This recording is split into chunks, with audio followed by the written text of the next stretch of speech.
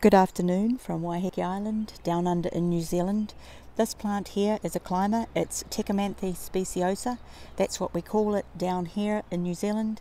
We don't seem to call it by any other name. It's a climber, and I've got a piece here. You can see it's a climber. It's real lush. It's beautiful looking. It's a common landscaping plant here in New Zealand.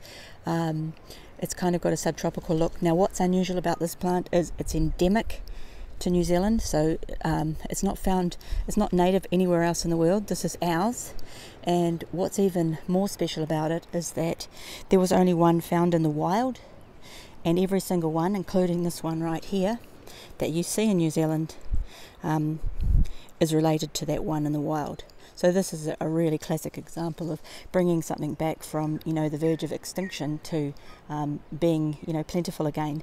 And if we have a look down here, so this is autumn, I can see that this beautiful Tecomanthe is coming into bud now. If you come down here, it's hard to see. There's a first bud down here. So they have beautiful blooms, and you'll see those. So what's cool about this is it's winter flowering as well, late autumn, winter flowering. And if we look behind that, I'm hoping I can pull this off without dropping it. There's a seed back there. So normally you would collect them before now, but I'm going to put my hand around there and try and grab it so it doesn't fall. It's like a banana shell. I'll bring it up here onto the deck so you can see it. So it has this kind of banana shell, and inside are all its seeds. So that was really on the cusp of just catching that before it they went everywhere. Here's one that I missed, and I can see it's blown open, but those take a long time to ripen, and they do grow quite well from these seeds. And there is an interesting story about these. Apparently, if you take cuttings from this Tecomanthe,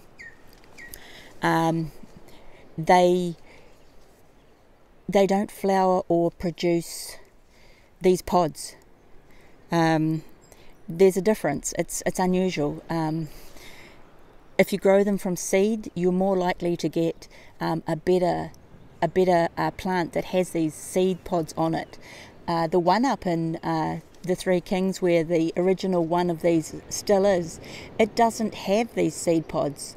It was originally grown by cutting, is my understanding, and then in years and years one got these seeds on it, and of course away we went from there. So some really unusual things can happen. That's my understanding anyway. It's a really unusual story. I could be wrong on some of the details there, but we'll follow this plant over the season. So it's autumn now, so we'll see this plant. There can be problems with it, but this one is a beautiful example. This is what yours should look like.